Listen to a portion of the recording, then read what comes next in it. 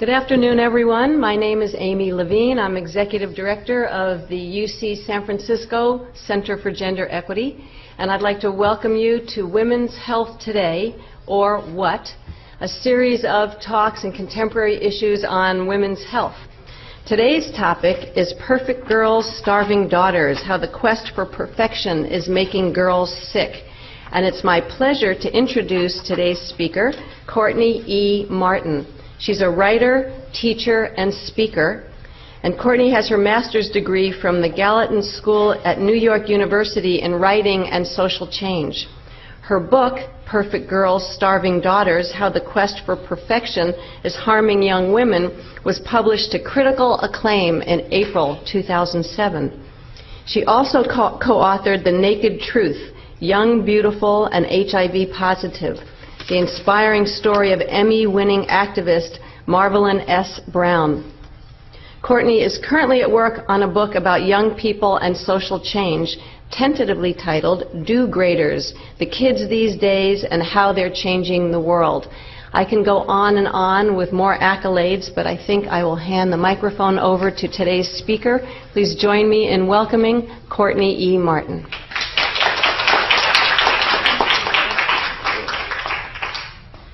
Thanks so much to Amy and the whole crew here. This has been a beautifully organized, really exciting honor for me, and it's just wonderful to be in San Francisco, one of my favorite cities. I want to begin by sort of talking about what the cost of not just textbook eating disorders, but sort of the huge, unlooked, sort of unexamined cost of obsessing about food and fitness, of having self-hating behaviors and thoughts. Because I think one of the big issues that we have to look at when we talk about women and their bodies is not just the disorders that are diagnosable, but sort of the, as so many historians have put it, the sort of body project and the loss of time and energy and a quality of life that happens. So I want to invite you to think back to the beginning of your day.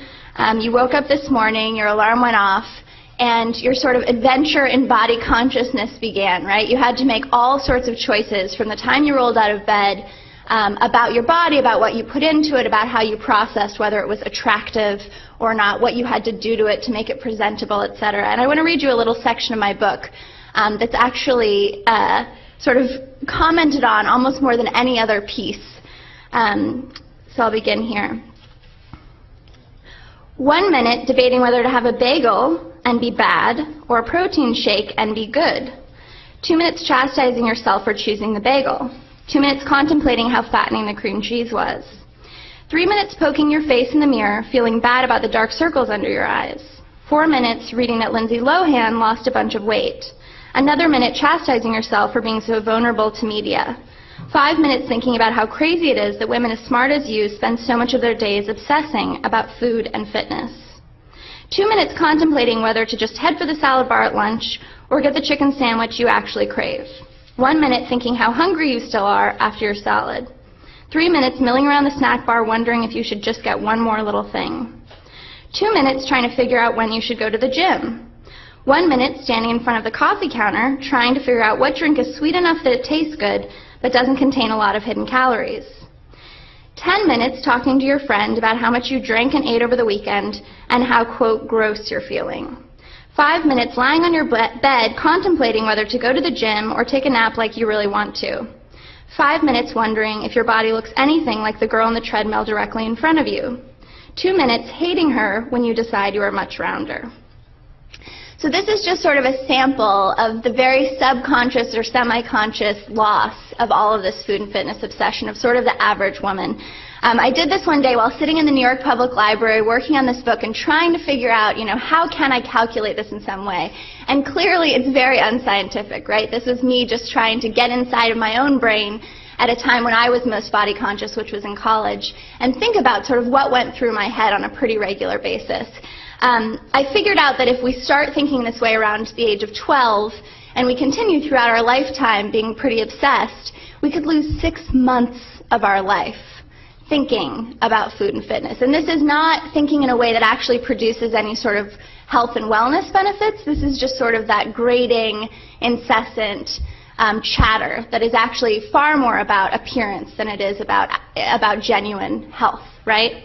And I found this shocking because most of the young women I know, and we'll get into that a little later about sort of the paradigm of femaleness that I see in contemporary America, but most women I know are so impatient that, you know, if they spend 6 minutes at a bar talking to an uninteresting guy, they're incredibly irritated. So I thought 6 months of our life should make us absolutely outraged.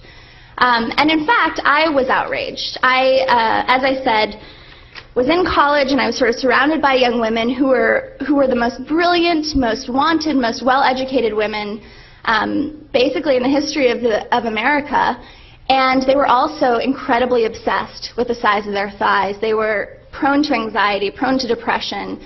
Some of them were involved in full-blown eating disorders. A lot of them were sort of playing around with disordered eating. I myself felt like I was always kind of on the edge of an eating disorder, like it was this contagious cold that I managed not to get, but was sort of playing around with different behaviors that were obviously unhealthy. And I felt like it had become the new normal, that it was pretty much accepted that this is the way it was just going to be. So I started asking around, asking alumni of my college, which was Barnard College, the all-women's part of Columbia University in New York. I asked my mom and some of her friends. I asked my big brother's friends who were girls that I really respected, and I repeatedly got an answer that was some version of kind of a shrug of the shoulders and a sense of, you know, this is kind of how it is. You'll grow out of it, they'll grow out of it, or this is just what women do, right? We sit in front of bathroom mirrors and talk badly about ourselves, and that's how we bond. And I could not believe that these women who I otherwise found to be incredible mentors, who I respected so deeply, were basically telling me to be resigned, to sort of accept that this was how it was going to be for contemporary women. And I refused to accept that. So the book really grew out of the outrage I felt about that response. Just to give you a few of the basic statistics so that you have them, there's 7 million girls and women in the U.S. with eating disorders, 1 million American boys and men with eating disorders, and that's rising all the time, a really important subsection to be looking at. 70 million people worldwide have eating disorders, and as I'm sure a lot of you know, the basic eating disorder sort of diagnoses are anorexia, bulimia, binge eating disorder, and EDNOS, which stands for eating disorder not otherwise specified. But what I'm more interested in, actually, is what I was talking about before, this kind of iceberg underneath the water of women who are pretty self-hating on a regular basis, whose quality of life is really affected by their obsession with food and fitness or by sort of subclinical behaviors that are obviously not healthy. In 1995, 34% of high school-age girls thought they were overweight. Today, 90% do. This is really significant for me because in 1995, that's when I was in high school. So to think that as disordered as I felt like a lot of my friends were, now it's that much worse is really significant. And in a really sad study, it was found that over half the females between ages 18 and 25 would prefer to be run over by a truck than be fat, and another 2/3 would rather be mean or stupid. Right? We could wrestle over the accuracy of these statistics, but for me, what is most important is the deeper meaning of them. What we're sort of sending the message to young women is that while we live in this sort of new age where it's important that they're smart and they have access to all kinds of opportunities, if they aren't beautiful, they still aren't technically successful, right? There's still this assumption that women can't kind of have it all unless they are stereotypically pretty.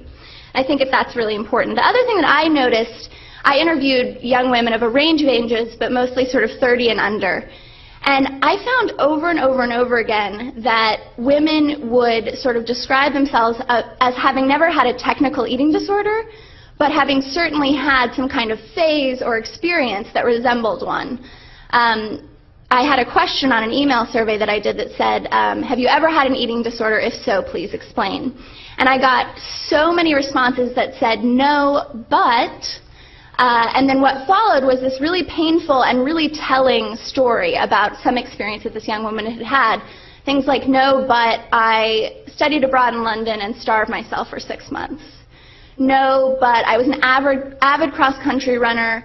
I got a stress fracture in my foot, but I refused to stop. You know, my parents said I couldn't go to college unless I quit, and I would sneak out of the house at 4 in the morning and go on long runs. No, but I binged and purged once. My boyfriend caught me and said he would tell my parents if I didn't stop. right? So these are stories that are not above the radar most of the time. These are stories that are considered not necessarily pathological. This is the new normalcy of this kind of behavior. And those are the women that, in my book, I want to speak to women who have textbook eating disorders and those who have recovered. But I also really want to speak to young women who think of themselves as apart from that world, even though they are actually exhibiting a lot of the dangerous behaviors that can be the slippery slope to that world, right?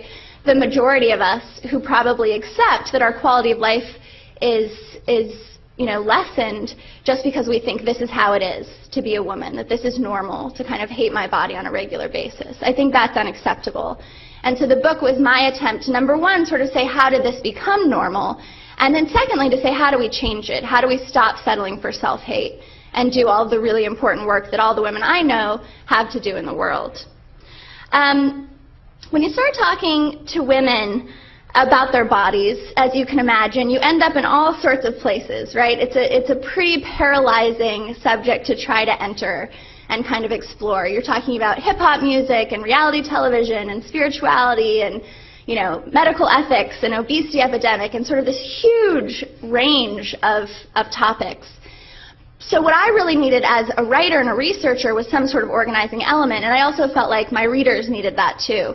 And that's where this perfect girl, starving daughter piece came in. When I was interviewing women, I started to really notice these two distinct voices that they spoke in, one being the perfect girl and one being the starving daughter, and even later had the revelation of seeing some of their journals in which they actually used different kinds of handwriting when they were in these two different sort of paradigms. So it became a really significant piece for me, a significant lens through which to kind of look at so many other issues. And I'm just going to read you snippets of the sections that explain that lens a little bit more clearly. First is the perfect girl.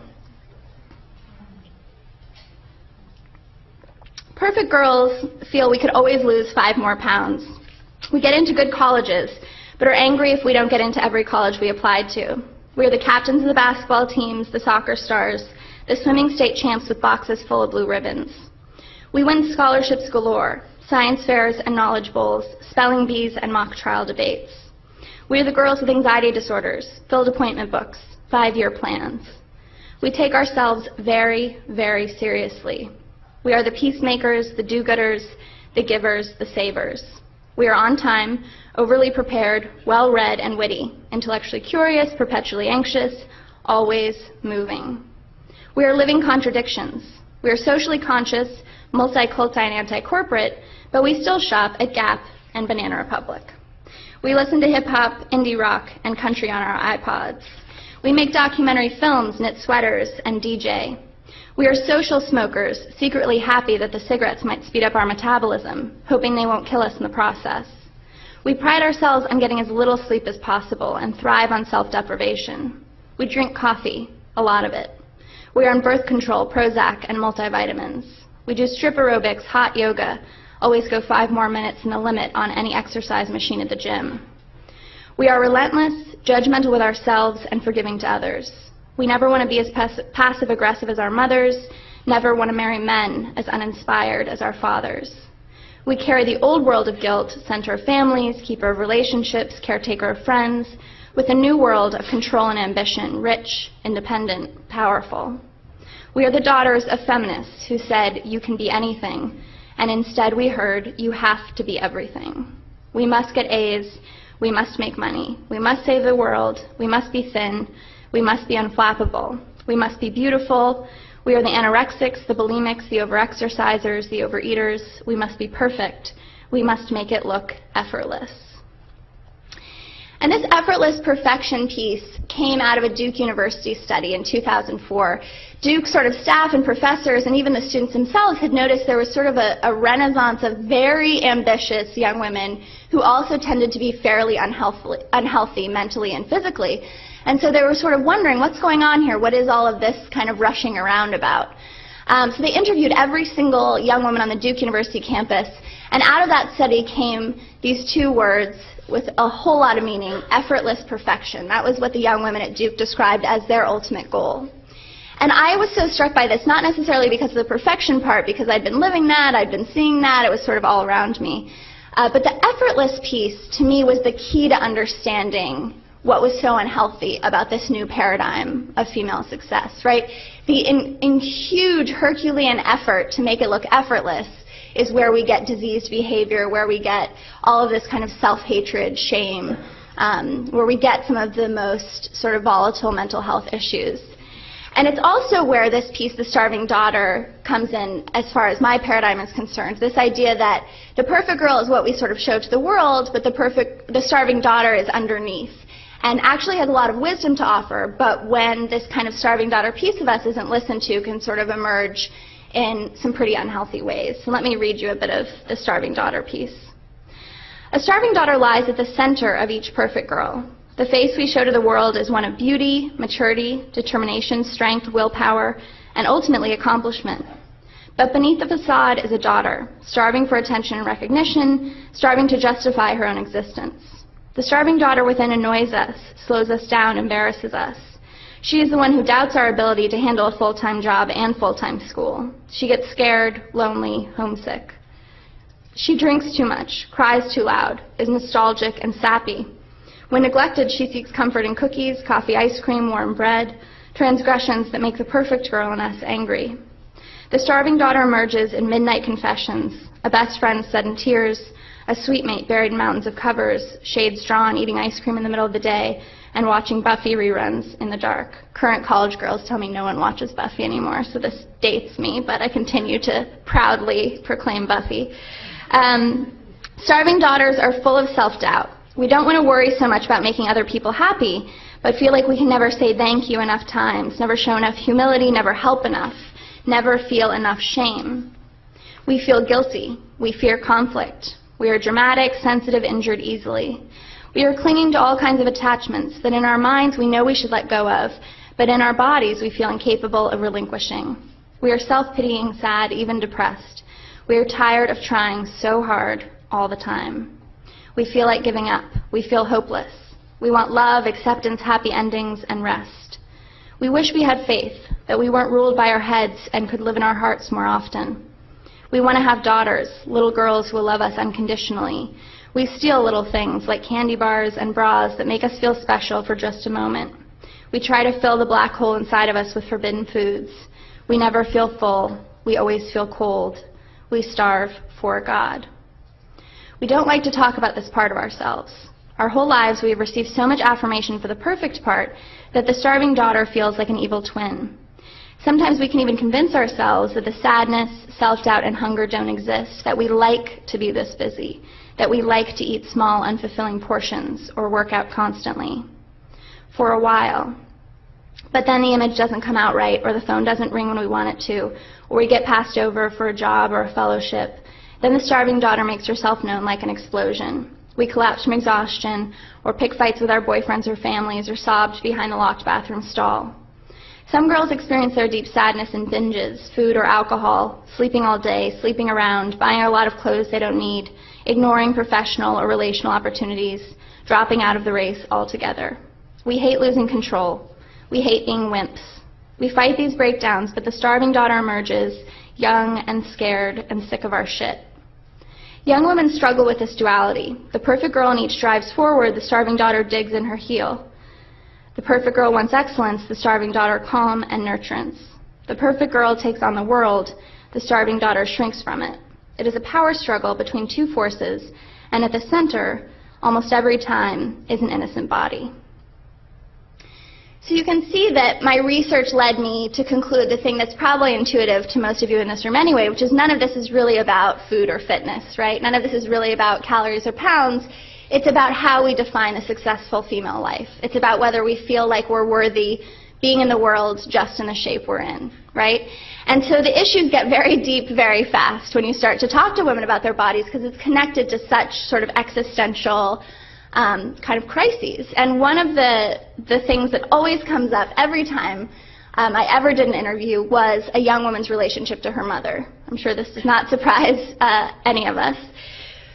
But it was interesting because it wasn't necessarily what you might assume, which is that, you know, woman after woman told me about how her mother had kind of initiated her into the culture of dieting.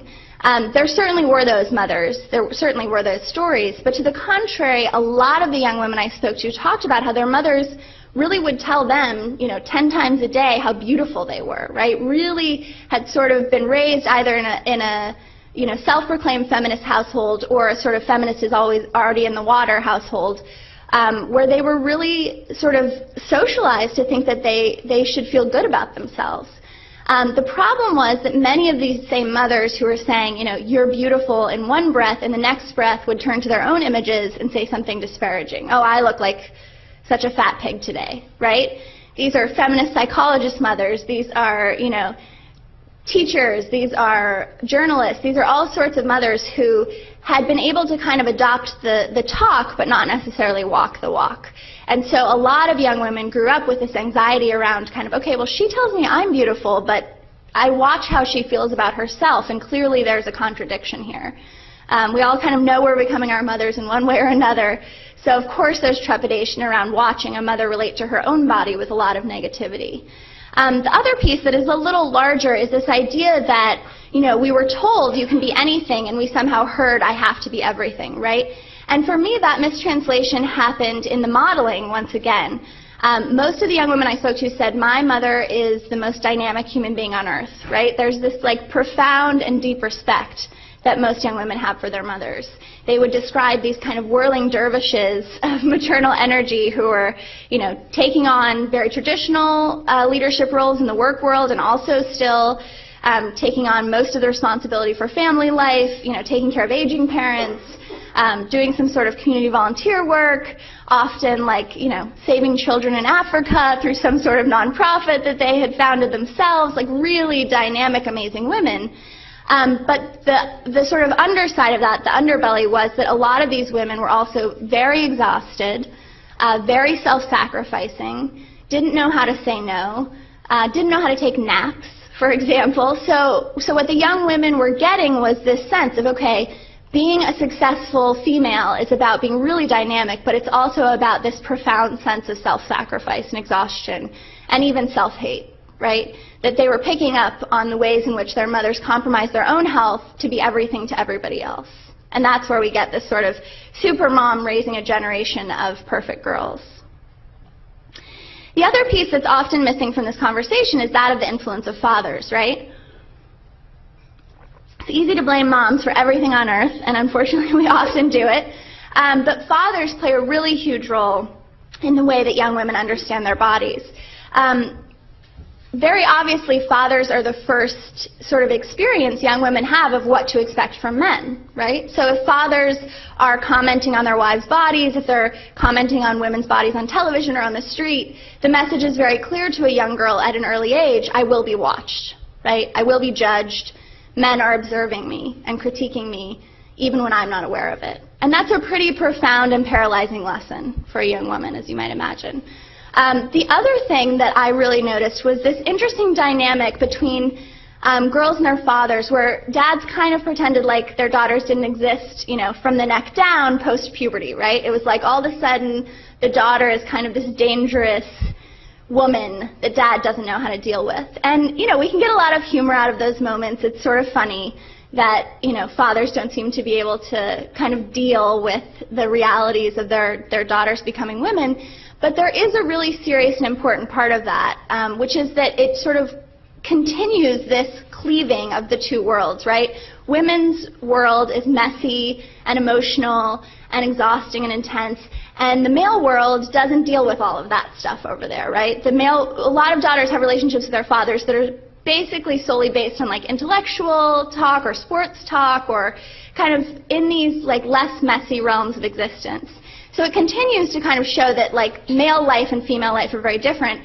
It also sends a message to a young woman that my body must be dangerous, right? If my dad's kind of freaked out about it and can't acknowledge its existence now that I've turned 13, what does that mean about it? Why is he so freaked out by it, right? That can be a really disarming kind of experience for a young woman.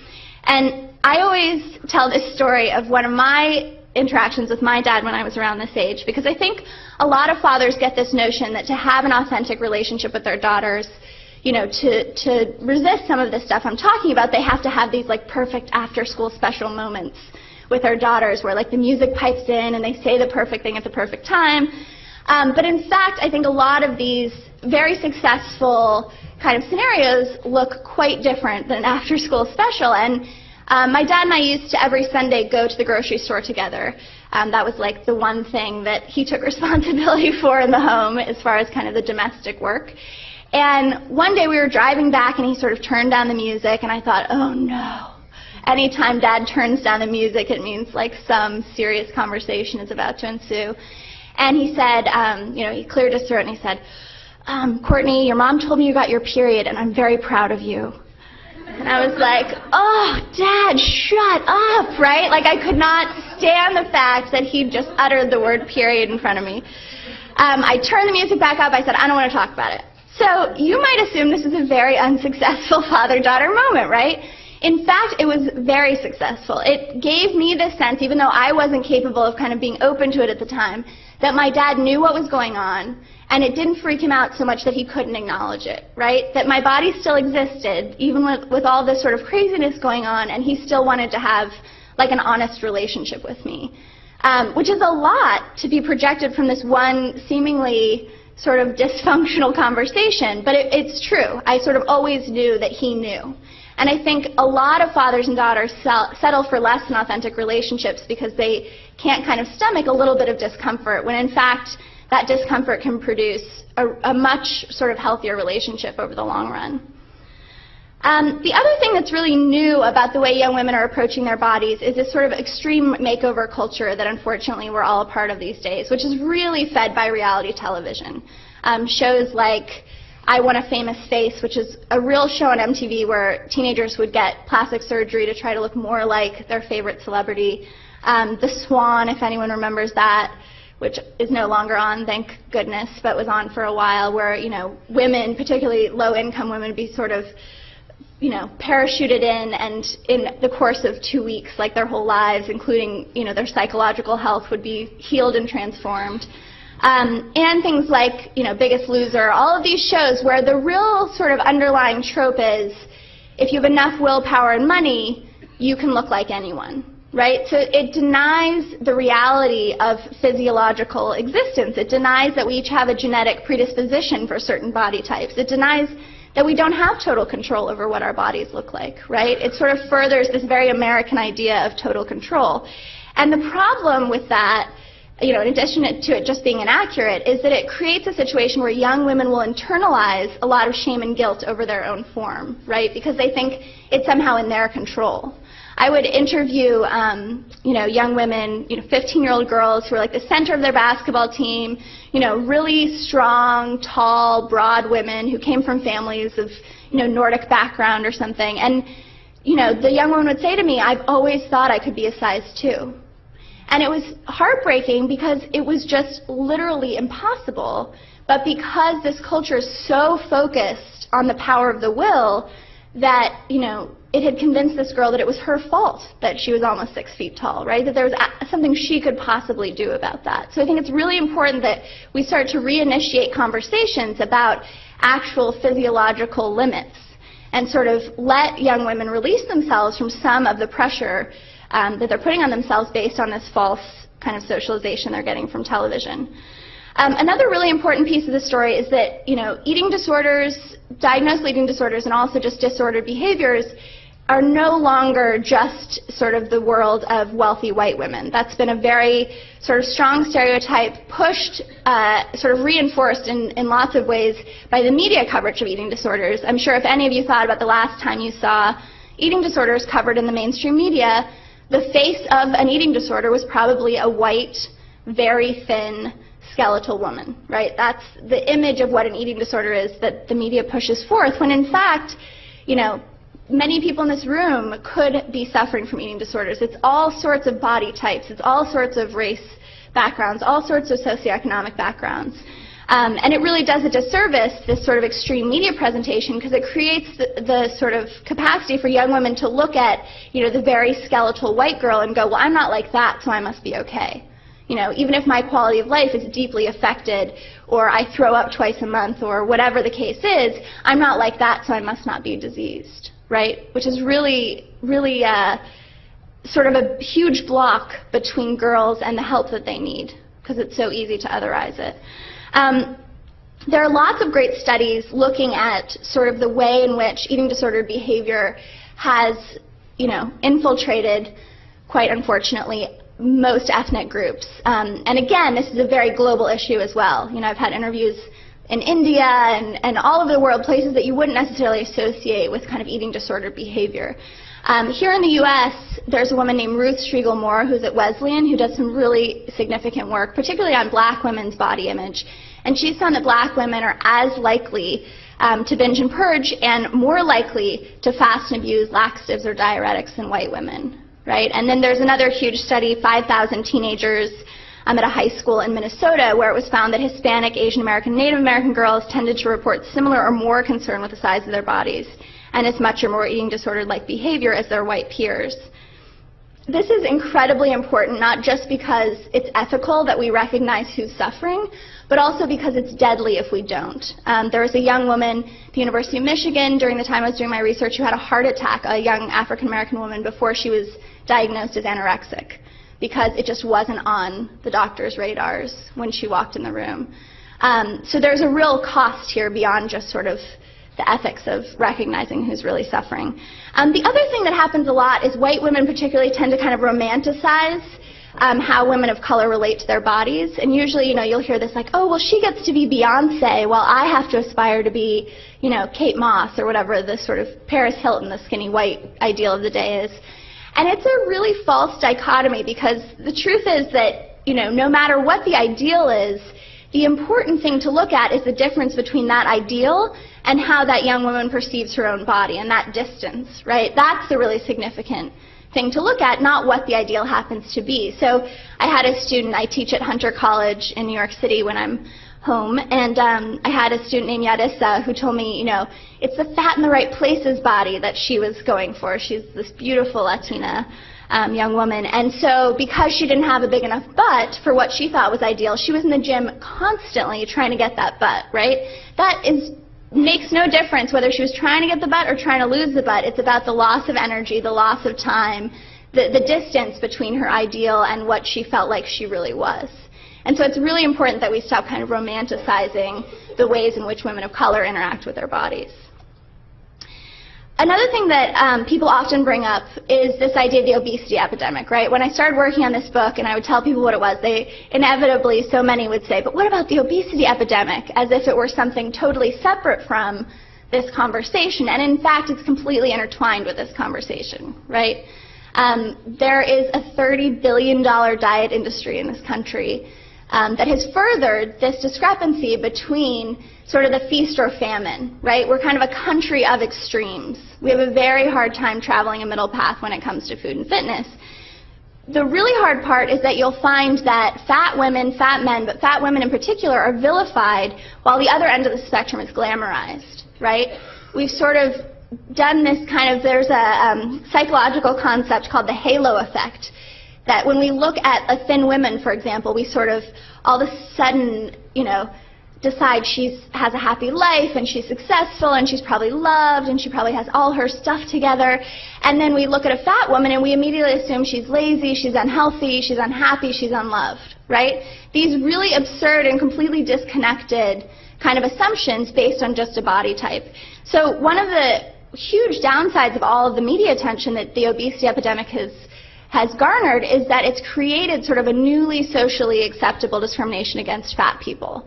You'll find that, when you talk to a fat woman, if really honestly about what her experience of life is, that she feels completely barraged with advice about what she should do differently, with assumptions about what she is or isn't doing already, that totally invisibilize, again, this idea of set body types, of sort of genetic predisposition, and also that, there's unhealthiness on either end of the spectrum. It doesn't just exist on one end. So like I said, $31 billion diet industry fails 95% of the time, right? This is a huge key in looking at all of the unhealthiness in this country, because it's proven that diets are the gateway to eating disordered behavior, right? I also want to talk a little bit about college athletes, because that's a big piece of the puzzle that often gets left out. We sort of think of women involved in sports as the panacea of girls' empowerment, right? Like, you go, girl, we're playing sports, it's awesome. The truth is, it is awesome. I played sports very seriously as a high school student, and it gave me a lot of confidence in a lot of ways. But the underside of that, the piece that doesn't get talked about enough, is that a lot of young women use sports as sort of a cover-up for eating disorders, and/or their dedication to their sport turns into disease because it goes unchecked. This particularly happens in cross-country running and a lot of sports that you would never think, non-appearance-based sports. I'm not talking about ballet, I'm talking about, basketball, lacrosse, soccer, again, cross-country running. And in one recent study, it was found that 70% of NCAA female athletes aspired to lose their periods as a sign of dedication to their sport, right? So one of the things that is the first indication to a medical doctor that someone is healthy is actually being seen as sort of a sign of true, martyrdom to an athletic career for women, which is really upsetting in a lot of ways. I'm going to quickly touch on these because I'm running out of time here, but one of the other key components is this idea of how women are socialized around sex, how young women in particular are socialized around sex. And what I found in my interviews and in my own experience was that I think that there are kind of two really dominant voices in our culture at the moment. One is this pop culture message which tells girls your body is your power, right? Learn how to use it, learn how to flaunt it. And on the other side, we have this very strong abstinence-only sex education message about purity and about the idea that, girls' bodies are dangerous, they have to be careful, don't indulge, don't experiment, shut off that part of your life. So real girls are in between these two messages going, what the heck do I do with this body, right? Apparently a lot of people have a lot of opinions about it, and I'm not sure how to have an authentic relationship with it. And so you see a lot of parallels in sort of the self-abusive behaviors around sex that you also see around food with young women. Okay, now that I've thoroughly depressed you, let's talk about what we can actually do about this, right? On the personal side, I think there are a lot of things that we can do literally the second we walk outside of this door, right? If everyone in this room actually decided that they were going to heal their relationships with their own bodies, we would have this incredible effect on the people that are in our lives on a daily basis. Sadly, most of the young women I interviewed said they didn't have a role model of a woman who really liked her body. Not one. So if each of us in this room can be that role model, whether it's for our own mothers or daughters or sisters or friends, we could change the world just by doing that, right? If you need help, you need to get it as soon as possible. Anorexia is the most deadly psychological disease in existence, and all of the other eating disorders aren't very easy to heal either. So if you can catch it early, you have a much better chance of, getting back to a higher quality of life. Say it out loud. Say it to someone you trust. Make those voices in your head real by having candid conversations with people that you know you can depend on about what's going on for you internally. Never diet. Goes without saying, 95% failure rate is not something I would buy into either emotionally or financially. Reconnect with your authentic hungers. Most young women I talk to don't know when they're hungry. They don't know when they're full. They just have very regimented ideas about what they're allowed to eat. So that's really important. And move in ways that make you feel happy. We live in such an exercise-conscious society that sometimes I think a lot of us feel trapped by very particular recommendations of what we're supposed to be doing and how we're supposed to be doing it, rather than listening to our own body. And invite a compassionate voice into your head. There's that other voice in there that pretty consistently makes a lot of women feel terrible about themselves, and so I always kind of invite people to think about who really thinks you're beautiful and gives you a sense of your highest self, and how can you kind of bring them into your head to answer that other voice. And collectively, we can change conversations about weight to well-being. We can reflect on when, with whom we're most happiest and most beautiful, and be around them more of the time. You create your own social circle. I know a lot of us sometimes feel like we have to be friends with certain people, but I'm a big advocate of being conscious of how do your friends make you feel? And if they don't make you feel good, if they make you feel competitive or sort of adopt the psychology of deprivation, like there's only enough love or enough happiness for a few of us, don't hang out with those people anymore, right? It's the simplest thing, but it's something we often forget.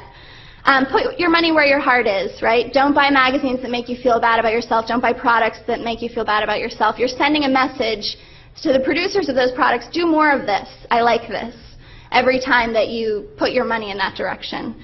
I'm always an advocate of getting involved in feminism because it's this collective lens for something that can sometimes feel very personal, but in fact has like a whole societal implication that we can sort of work together to fight back about. And let's all sort of shift this paradigm of success from this achievement, appearance-based focus over to relationships and joy and fulfillment, things that we know in our heart of hearts is the stuff that at the end of the day really matters.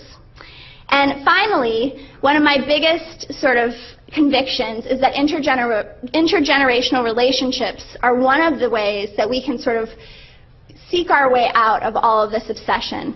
I think that they're incredibly powerful for both young women and older women, for young men and older men. And I want to end by reading you one of my most successful intergenerational interactions while on the road. I'm sitting at a picnic table with a chattering gaggle of 8-year-old girls high on their morning Pop-Tarts. They're sprinkling sparkles over pools of glue and telling me stories about their moms and sisters who, quote, get worried and then eat like only grapefruit and stuff for days, but then screw up and eat chips or something and then feel bad and then eat more grapefruit and stuff. I've come here to the Girls Inc. summer program in Santa Fe, New Mexico because I'm hoping to catch a glimpse of the calm before the storm. I ask them what they think pretty is.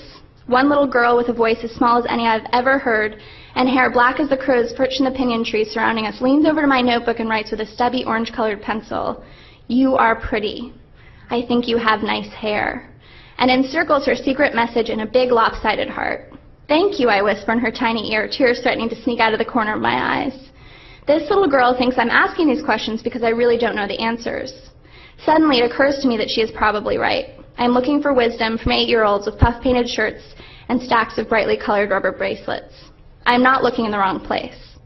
I ask, what about in the future? Do you think you'll worry about stuff like your moms and big sisters in the future? A spindly little animal of a girl made entirely of tiny bones and taut muscles jumps off the picnic table with her arms splayed out from her sides in the shapes of wings, and she shouts, "In the future, there will be flying cars! In the future, we will all be beautiful!" And I say, may we all live to enjoy her prediction. Thank you very much.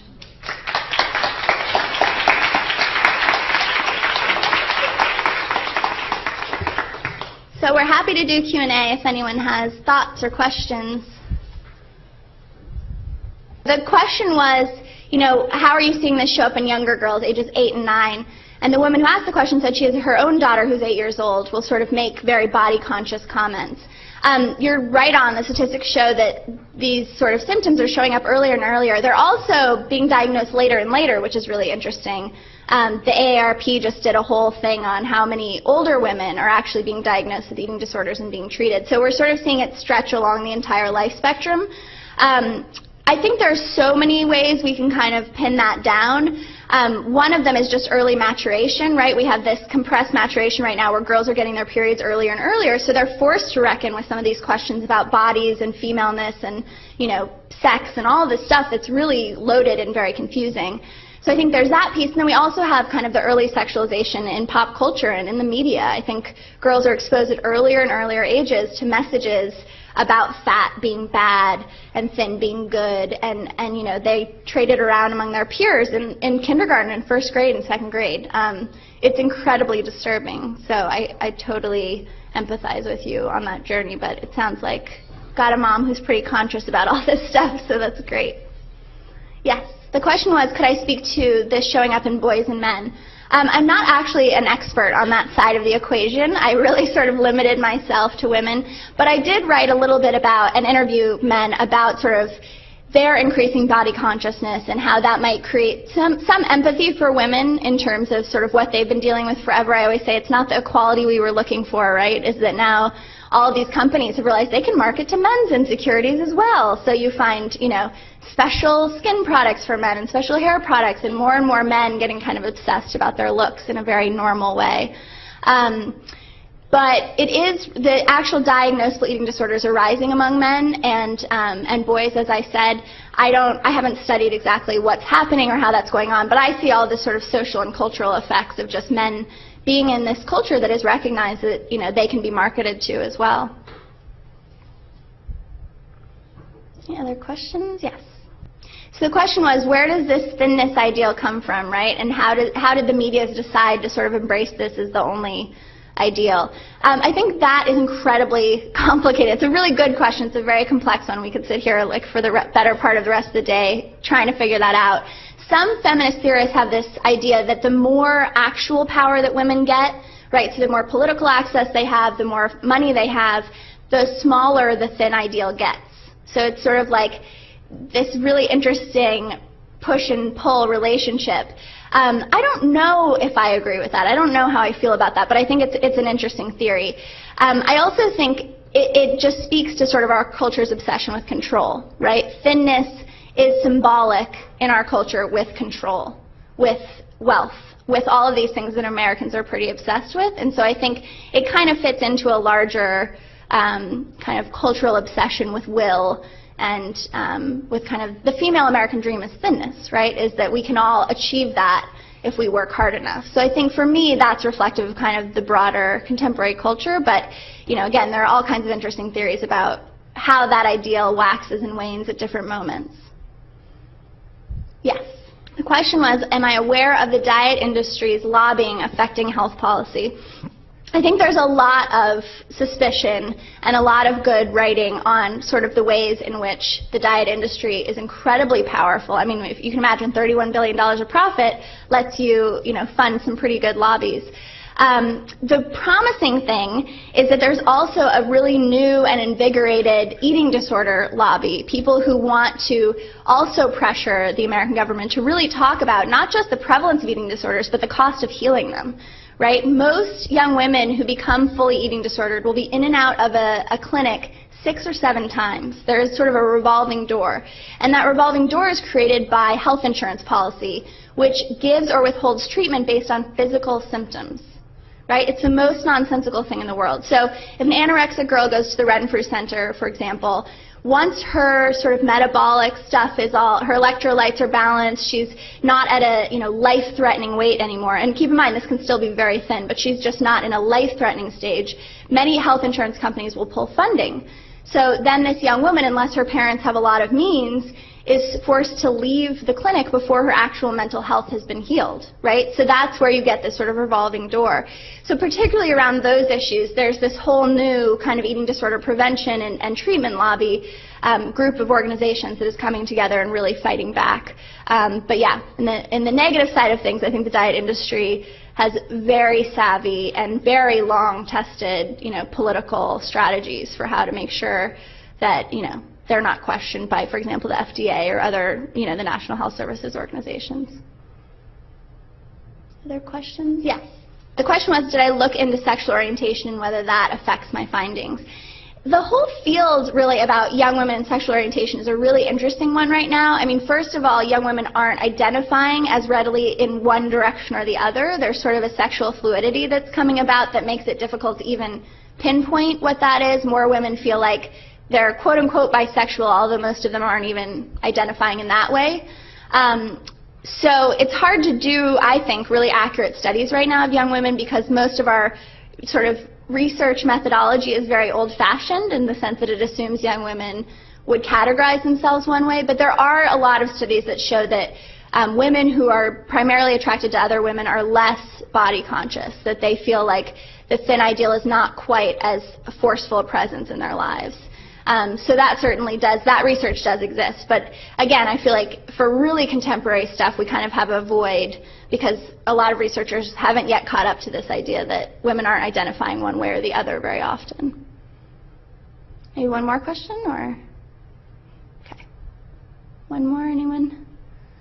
Got something burning? Yes. The question was about women getting their periods earlier. Yeah, girls are getting their periods statistically much earlier than they used to, and particularly women of color are getting their periods earlier. And there's lots of theories. I'm not really an expert in this area, but there are lots of theories about why that is. Some of them are about the food that we eat and some of the kind of hormones and sort of, non-natural content in so much of the food that young women are eating now. There are some theories about the amount of media that young girls are consuming somehow can produce physiological reactions earlier. There's all sorts of interesting stuff out there. Unfortunately, I'm not an expert in all of it, but yeah, definitely check out the literature on it because it's really interesting and it's really important because it's affecting girls' health in all sorts of ways that we wouldn't have intuitively expected it to. Should I do one more or? Okay, one more question? Yes. So the question was, how young are we seeing eating disorders these days? And the questioner has a 4-year-old daughter who said a few things, so she's wondering, is it happening that young? I think you can rest assured that for the most part it's not happening that young. It's there may be anomalous examples where it has, but For the most part, the onset of sort of eating disorder behavior in its most pernicious form is really parallel to getting your period, to menstruating, to sort of starting that transition into like femaleness and what that's all about. So you do certainly see, 9-year-olds, 10-year-olds, that kind of quote-unquote tween age, right? But a 4-year-old generally is still, that would be a real shock, I think, to most eating disorder specialists. Okay, well, thank you so much for being here, and keep in touch. Thanks a lot. Take care.